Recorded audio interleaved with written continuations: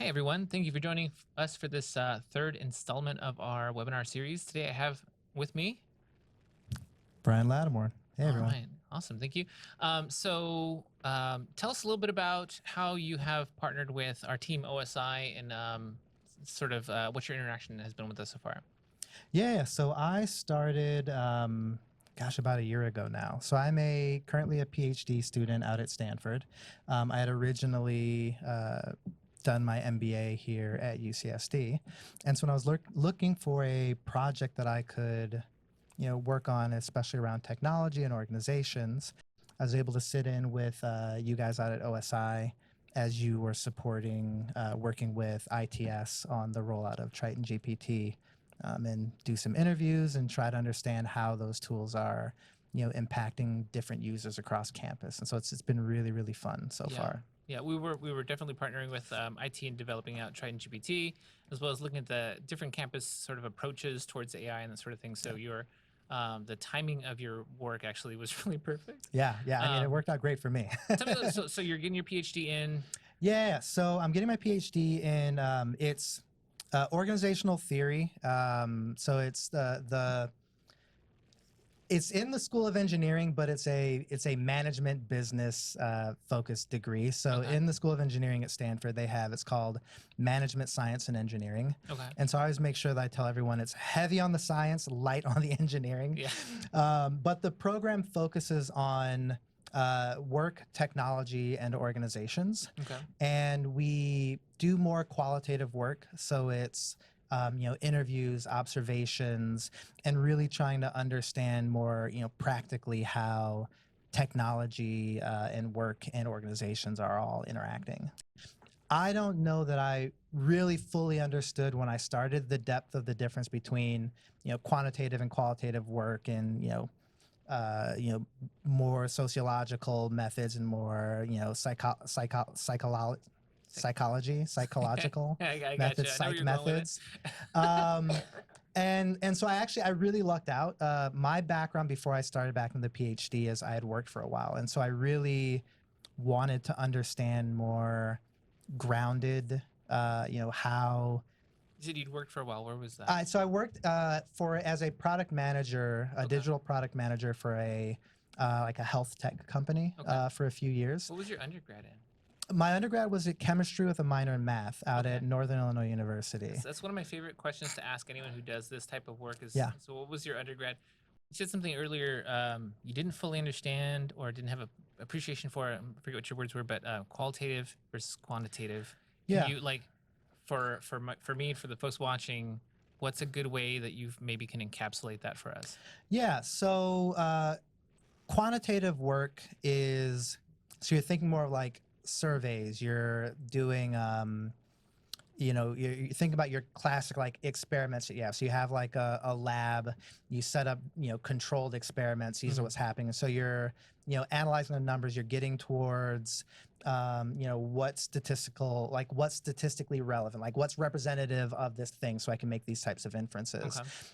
Qualitative data is more, I'm doing interviews, I'm doing observations, I'm seeing how people are doing things, and then I'm building up, theory from this. It's not, specific. It doesn't specifically need to be representative in the same way that quantitative data is, but you're doing more. Well, what we do is more grounded theory development. So, from this, you go in and you see how people are working, and then based on your observations, you're building up theory that's emerging, inductively from the actual data itself. So it's different. There pros and cons to each, but what I've realized for me is, especially coming from, working before this, is that I really feel more like naturally inclined towards qualitative data because it's in the field. I'm really getting a sense for how work is actually evolving.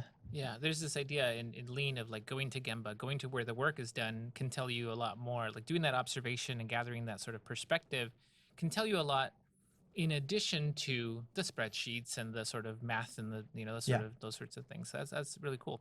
Tell me a little bit about the research that you did in partnership with OSI. Yeah. So It started sort of broadly with AI. I knew, AI is being developed. I didn't know much outside of that. I wanted to understand how AI tools are being used and how they're impacting workers. And so it started with just a set of broader interviews.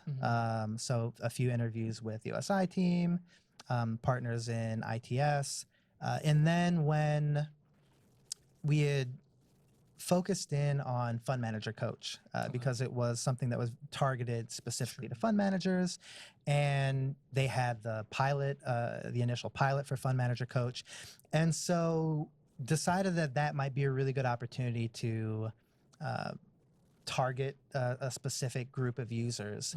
And what I ended up doing then was having a round of interviews with different fund managers across campus to starting broadly understanding how generative AI is being used, and then over time narrowing a little bit more into understanding how the use of generative AI tool is impacting skill development, developing expertise. And do you approach, so part of my question is, how do you approach designing the questions that you're going to ask in these interviews? And then a flavor of that is, do you have kind of a science based, like I have a hypothesis and you're trying to test that hypothesis against what you would expect to see? Or are you coming in with more of an open canvas, so to speak, and saying like, I'm just going to go and see what they say? And like, what would you say to that? Yeah, so there are a couple of ways to do it. There is a more deductive approach of I have this hypothesis and I want to go in and test it.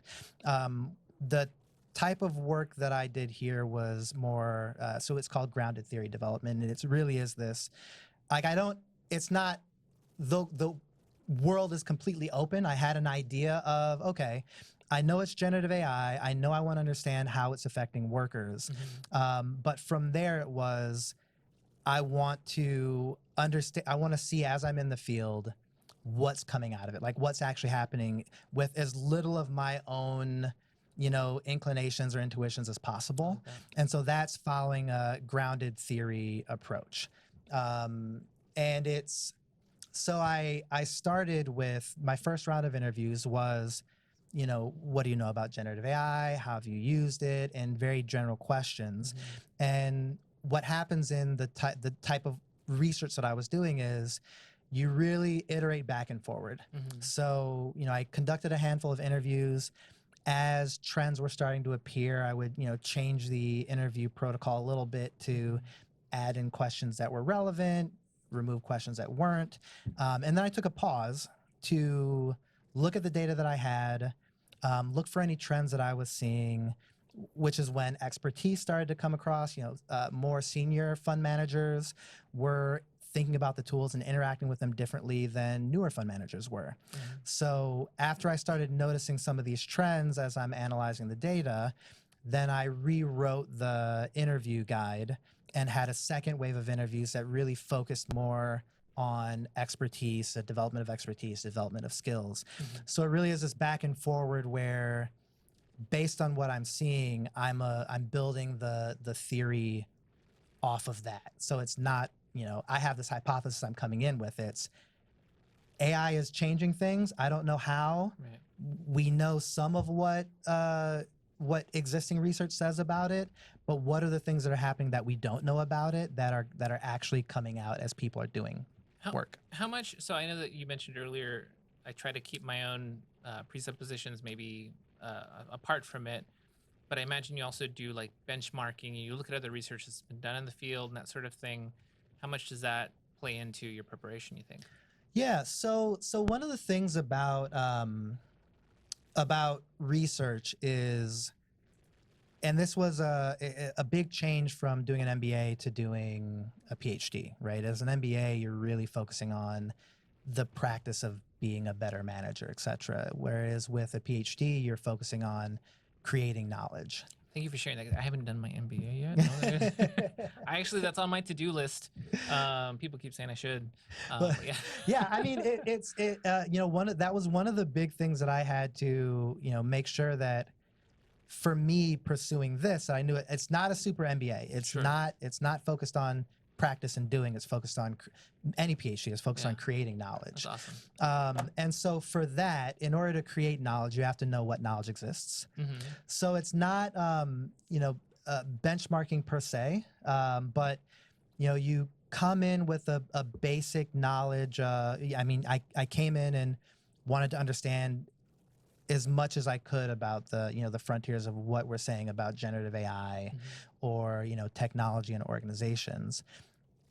As I took that first break after those first rounds of interviews, and it seemed like expertise was becoming more of a topic that was coming out of the data, then I went into the expertise literature, which, there's a large body of work around expertise in management, how to develop expertise, etc. Sure. So then that took a few months of really going back and forward between here's the work that's been done in the space around expertise, here's what's been done around expertise and generative AI or skill development in generative AI, as I'm still going through the data. So it's not benchmarking per se, but I'm seeing things that are unexpected based on what I knew. Are they unexpected based on other research too? Are they really truly, is it really truly new knowledge? And to do that, you have to go back and forward between existing things, but it's not really benchmarking. It's just sort of carving out your own space in this emerging frontier of technology and work and organizations. Let me ask you, so the work that you're doing right now, it's, dare I say, academic, if that's the right word for it, right? It's very like high order level of thinking. Yeah. The work that I'm doing is very like I'm partnering with teams, trying to understand where they're at and trying to help them with process. Like it's not something that I've seen so far with my time with OSI is this kind of partnership, right? Which is, I think it's been really unique and awesome. What is something that has surprised you about the way that our team functions, and what is something that you can sort of gift us and maybe the folks listening of like the experience of having worked with you, having worked with us, and how we can either continue to do this, do it smarter, foster those relationships, sort of thing. I was surprised at how much overlap there is, and I think that I learned some of the data that you guys had already gathered was really helpful for sort of setting the stage. I also think that what I might be able to bring is more of the academic rigor, because at the end of the day, we want to understand what's the actual impact. How do we remove as much noise as we can? How do we make sure that what we're seeing is what we're actually intending to see? And so I think some of that, some of those things that are just part and parcel of how I have to do the research. I was glad to be able to bring some of that, whether it's surveys or providing support for interviews or observations, etc. I thought that was unexpected in a really good way and fun. Yeah, no, I appreciate that. I remember when I was thinking of a way to do some process observations with AI usage, I should say. And I was like, oh, I've got this great plan. And then I was like, I should ask Brian, because he's going to really think of this in different ways and kind of poke and prod at it to make sure that I don't have any like major blind spots. And it was really important for me to think through, like, is whatever data I capture going to be secure enough in that if somebody were to poke at it, they wouldn't find some massive hole, like, oh yeah, you didn't account for this sort of thing. So I appreciate that. Yeah, well, I think there's an interesting thing there, because it seems like there's what I need to do to get published and what you need to do to be able to move work forward are different bars. Right. And trying to find that balance of, okay, like, what do you need to do to get the job done? What are reasonable things that can like improve some of the confidence in the data that you're gathering, without needing to be as cumbersome as what I need to do to capture my data. And so I think that was one of the fun things, was finding that middle of adding to it, not needing to overly burden it, but like where's that balance between doing something quickly and effectively so that it can, that you can take whatever Move on. actions you need, Yeah. versus, my timeline is, it's a year of gathering data, and then, a year to 2 years to actually getting it published, Yeah. which is a 3 year from start to finish is not going to be helpful for you, especially with as quickly as Yeah, things are moving.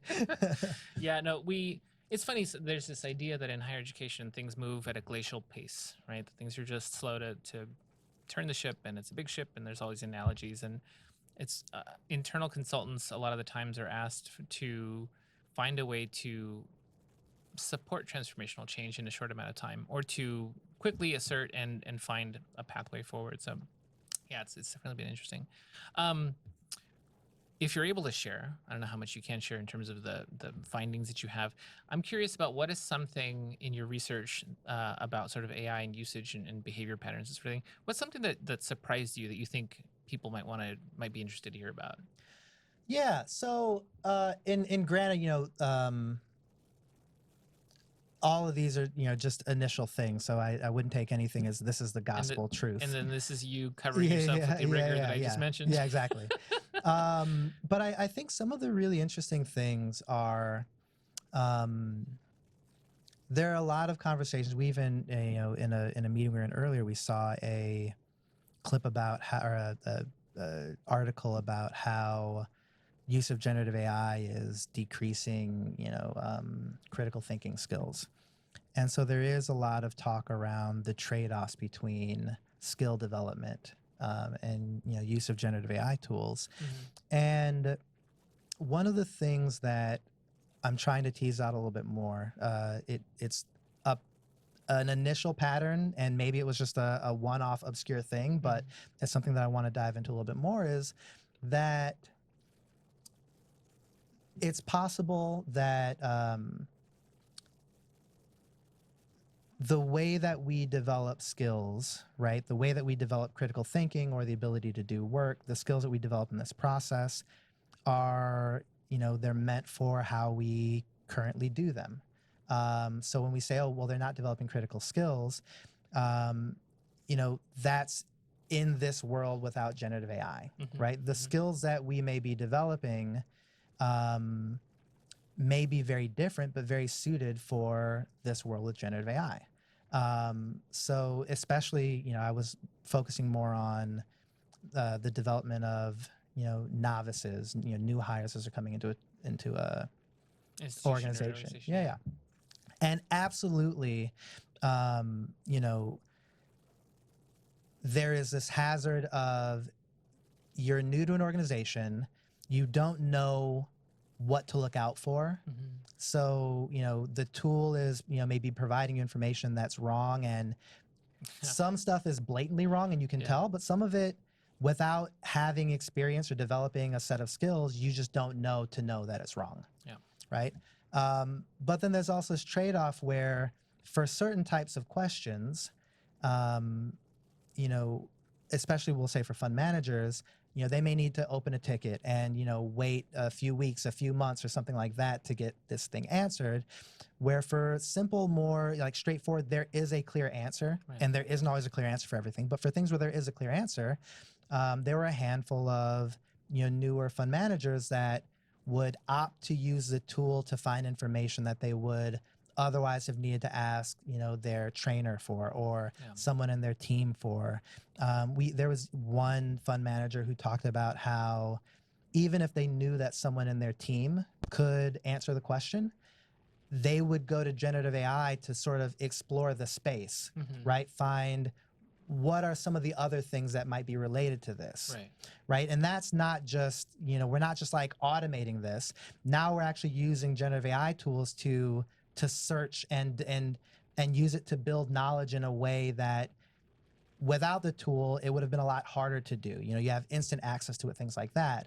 And so, maybe the trade-off isn't, performance versus, losing critical thinking.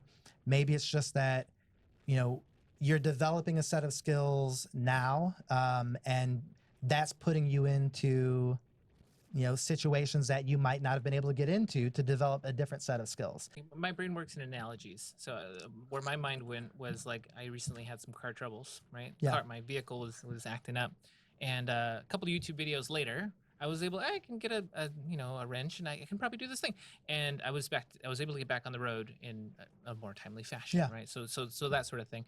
I think you mentioned something earlier of like finding an answer when there is a solid answer, finding like an acronym or what is this form, when Yeah. would I use this form, like those sorts of things. And we can maybe get to that answer more quickly than if I'd submitted a ticket or sent an email to a coworker. But then it's interesting that you also said that we won't know, like if an acronym can mean four different things and the AI very confidently gives you one Yeah. of those four, the behavior still, at least right now, in this middle ground needs to be, we need to know that the AI is going to give us something, but that we still need to like check the links or like Yeah. follow up on the references and that sort of thing.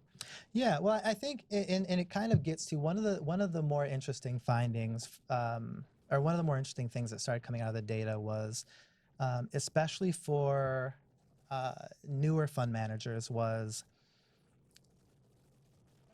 and I bucketed it into two, but it may be more than two, but two, sort of types of use. One was a very like, what does this word mean?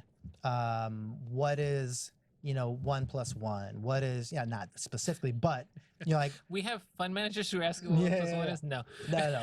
but I get what I get. Yeah, You saying. Yeah, but like a very like, there's a solid answer here. I know that there's probably a fact, and I need that fact and or nothing yeah, else. it's like a very fact-based thing. Right. But then there was a type of use that was a usage that explores the space, Mm-hmm. right? So and I um when you come into a new like domain, right? Like I start a new job, everything's unfamiliar to me. Yeah. The way that we grow and build skills and understand this domain is we're exposed to new things. Mm-hmm. Right. So just existing in this new space, these are what the job requires me to do. Here are the right way to do it. You're just exposed to a new space. And then practicing how to actually do the work in that space. Right. Mm-hmm. Those are the two core things that help you develop skills and efficiency, etc.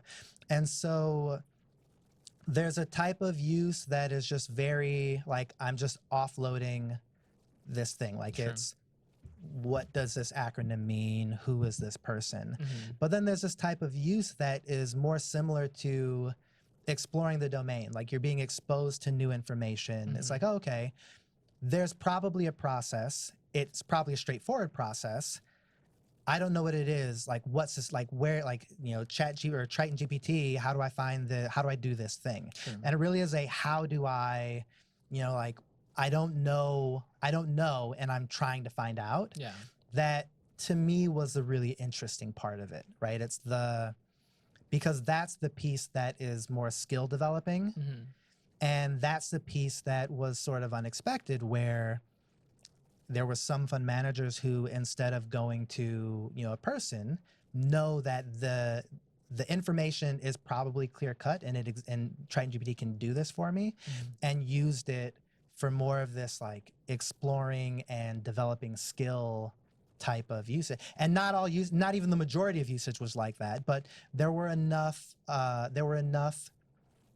instances of that type of usage that it stuck out and was really interesting, and I think sort of changes that narrative of being de-skilled versus just being differently skilled. Like, we're building skills maybe in a different order, or a different, skills that weren't valuable before are now valuable. And it's different, not better or worse, but just different. Yeah. I've thought of that often as like sort of fact finding with AI versus like generative or creation sort of AI. So like, I just need an answer. Just tell me whatever the answer is. And then the other side of that is exploring the space. So to your point, or like, help me analyze this, or help me think of this in different ways. If I'm gonna do a project plan or something, what are the different blind spots that I may have because of my background as a straight male, or whatever the case is, right? Yeah. So exploring ideas and analyzing a little bit, I think is a really special way to use AI. And I personally, I found that when I try to use AI for fact finding, when I try to use it for like, I need to know this absolute truth, that it's not super great at that in general, because it's built to be generative in my experience Yeah. anyway. So yeah, getting folks to understand, because I think, again, thinking in that way of analogies, I think most people will be thinking of AI for the first time as, oh, this is like a Google search, but better, right? Yeah. That's kind of the way that they think about it, which misses the opportunity of being able to like deep think and analyze and that sort of thing. So Yeah, no, absolutely. And I think that there's definitely something that I noticed about um to our audience, he's looking up because I wrote it on the wall. yeah, yeah, yeah, yeah. Yeah, that's one of my ticks is like when I think like my eyes go up Yeah. and I'm like, oh, and one of the things that I think is interesting is obviously, generative AI is not a person. Mhm. But it does exist in this space of um, it's more relational than other technology, Yeah. right? Like you, It's not a database, like it's finding this pathway and it's always going to reach yeah, the same point. Like yeah, it's finding relationships between these things, and sort of like a Plinko set. Again, I think in analogies all the time. You might drop the ball in the same spot, but yeah, it might end up in a different point at the end, and that's not necessarily a hallucination. Like that's not a bug, it's a feature, right? It's meant to help you maybe find and massage and navigate through these relationships that maybe we don't see at the front end, right? yeah, yeah, exactly. And I think that because it's different in that way, because it's different in how you interact with it, how it provides responses. Um, I think that we think of technology as like if you think of you're working in Excel and it does not give you the right answer, then it's not working right. It's not a good tool. Mm-hmm. Um, I think that the mindset around generative AI tools is if you think of it like a new coworker, Mm-hmm. right? Not obviously it's not, but if you think of it like a new coworker, it has a way that it works. It has a way that you interact with it. Like there are more optimal ways that you can interact with it, and as you get to know it, you understand better how to ask this question, what it can do, what it can't do. Because one of the unique things about generative AI is that it has emergent capabilities, right? Like it can on its own do things that it wasn't specifically programmed to do. Mm-hmm. And like similar to But to be fair, that's not it deciding to do those things necessarily. It's sort of by virtue of these relationships that we haven't seen yeah, before, right? Okay. So, yeah, like it has the ability to um for an analogy, right? If you have a new employee right. and you bring them into an organization, what is their potential? It's you could put them in IT. Yeah. They might be pretty good at that. You could Right. put them in marketing and they might be good at that. Like But assessing their skills yeah, like is going to help yeah, you, like yeah, put them in the right the spot. person themselves, it's you can put them in a lot of different places and depending on the context, they can be more or less effective. Mm-hmm. I think it's similar to generative AI. It's um there's a lot of potential depending on where you put it and how you use it. And as you get more familiar with it, you can understand better when you should and shouldn't use it, right? Mm-hmm. And how is most effective to use it or not. And I think that that's one of the other things I noticed is that the people who used it more often and got over this, because there is absolutely an initial it's not as good as a person. Yeah. Right? Yeah. Like it is not as granted, it is definitely not as good as a person. There are no studies that show that it can, fully replace fully replace a person to anything, but there are absolutely things that it can do as good as, if not better than, a person. And so, the more you use it, the more you understand how to ask a question. Sure. Even for specific things like Triton GPT, where it's in the context of UCSD's data, what data it has access to, when you can and can't use it. And so, it's a very powerful tool. And if you spend that time to get a little bit more familiar with it, it can really enhance the work that you do, whether you're a fund manager, whether you're, using it for things that you've never used it before, Yeah. or, there were some, fund managers who've been doing the role for, 15, 20 years who, found some unexpected ways to use it that were just kind of out of nowhere. And they did it by just, tinkering around with it. And Yeah. so, yeah, I think there's a lot of value in it, and it definitely won't be like an all-inclusive, I can use it for anything, but I saw uses of it that allowed people to do things that they weren't able to do without the tool, that were very valuable to them, and that was just really interesting. I think it's interesting. You just said the word, but it's interesting to me. We started this conversation. And I think the core of the work that you did with OSI was asking people questions in a very specific way, and then adapting the way that you ask those questions based on the kinds of input that you saw, so that you can XYZ get to this endpoint. And you just said that you kind of have the same expectation for people, or the same perspective of their journey with AI is you go in, you have this sort of expectation, you ask these questions, you maybe ask it differently, you learn kind of. So it's just an interesting sort of parallel there. With your research, with the work that you've been doing, do you have like an aspiration, or like I hope this changes the world, or you know what I mean? Yeah. Like what do you hope folks will gain from looking at your research? What do you hope that people will do differently? And I'm less concerned about how can I be more efficient, but how can we make work better? How can we make, the life of an employee more enjoyable? right. I think that's the hope, and that's maybe it can happen, maybe it can't. It's sort of a more positive opportunity, or, whatever view on technology. But I do think with any change, there's an opportunity that it'll have an impact on inequalities and disparities, and I hope that through this research we can understand enough to not increase inequality at a minimum, but ideally to decrease inequality, create more equity, create more opportunity. It's not a zero sum, right? Like just because we're increasing opportunities for one group of people, that means that we're decreasing from the other. Sure. Like that's not true. And so how can we, understand these things and develop them in ways that have a net value, if we can? I hope that we can, but if we can, how do we? Yeah.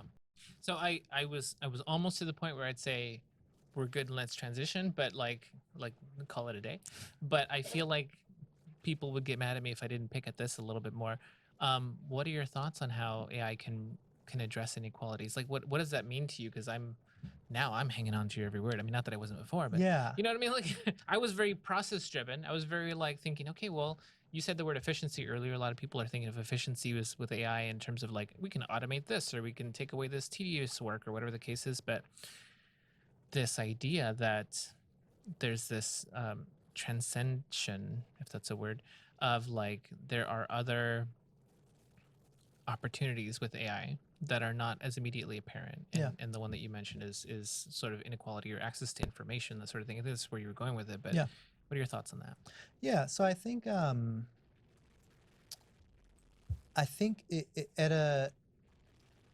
just talk about myself. That's why we're here. You're the podcaster. Yeah. The way that I think and the way that I write are very different, right? The way that I naturally think is not like business think. Okay. Right. I didn't grow up. I didn't grow up in academia. 4 years old. Yeah. A paper. But there are some people who, or think about it even from a non-native English speaker. Okay. Right. Like there's a process that I have to go through to take how I naturally think, very informally, and put it into writing that is that adheres to the norms. Sort of the expectation of certain settings. In business it exists, in academia it exists. It's just one example of this, right? Whereas with generative AI, I can talk to it how I naturally think, Mm-hmm. and it can produce it, even maintaining my tone, it can produce content that is, you know, acceptable, palatable, etc. And I'll still Sure. need to go through and adjust it or whatever. The ability to do that, there is a It's a barrier to there's a entry of it, barrier so to there. speak. Yeah. Yeah, yeah, Like so if I was, because I did grow up in sort of an underserved community, right?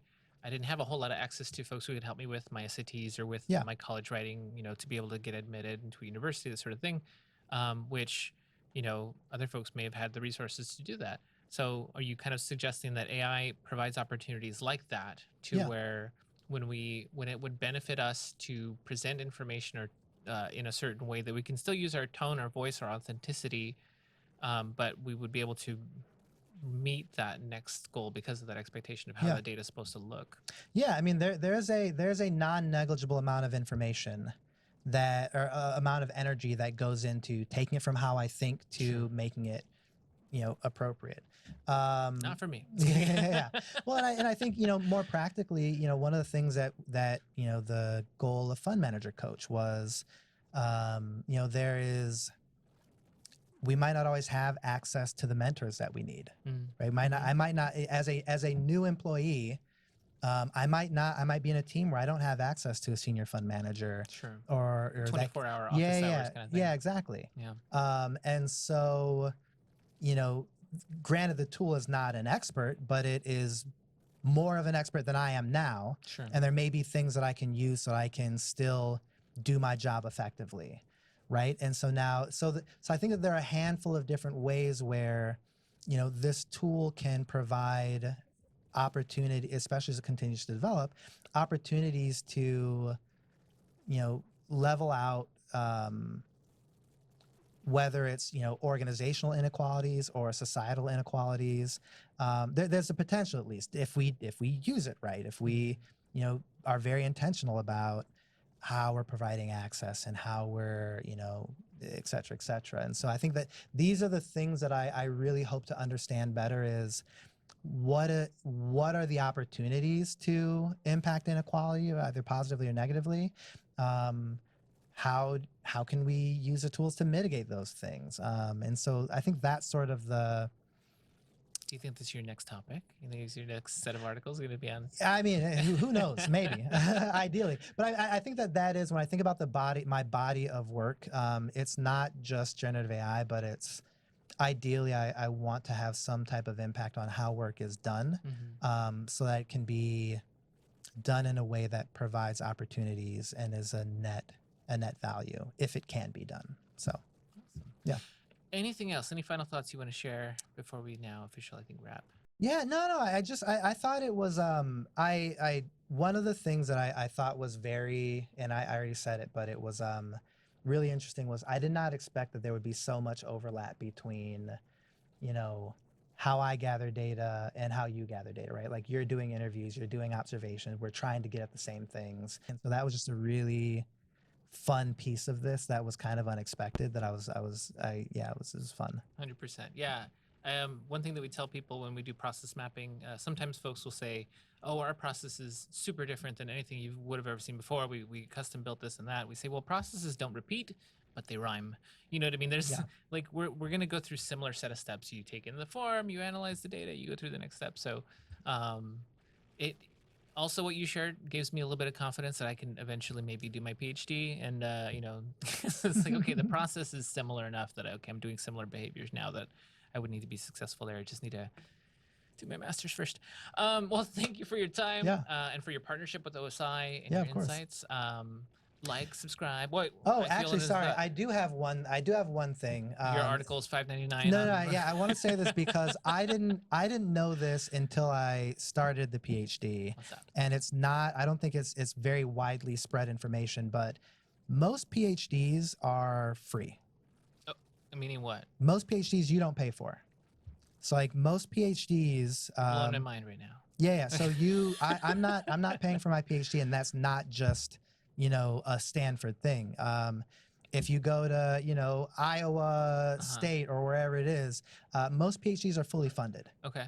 And now that, I'm not balling out, but You don't pay tuition. Okay. They pay you a stipend. Okay. And Is this like a grant it's funded thing based livable. on the school you go to? Is that No, why? I mean they do it different ways. Yeah. Sometimes the funding comes from the program, from the school. Sometimes it comes from the faculty member, etc. But not just in management, but most PhDs in the United States and I think abroad also are fully funded. So when you're accepted, you get your tuition is paid for, and you get a stipend to live off of. So they're paying you, quarterly or whatever it is. And so for a lot of people who don't come from backgrounds where they have parents that did PhDs, Right. they don't know that. I had no idea. I know a lot of people. I know a lot of people that came out of undergrad. We're gonna have tens of people watching this Yeah, video, and yeah, they're I gonna know. see how underinformed I am. Well, I know a lot of people that came out of undergrad and were like, I need to, I can't keep doing schooling. I need to make money. Right. Right. And they come out making, their first few years, maybe 20, 30,000 a year, not a lot, but that's about for some schools, it's between, 25 to 50,000 a year. And so that was their decider for not continuing to pursue education. Yeah. And if they knew that it was funded, they would have had at least another opportunity in front of them. And so I think that it's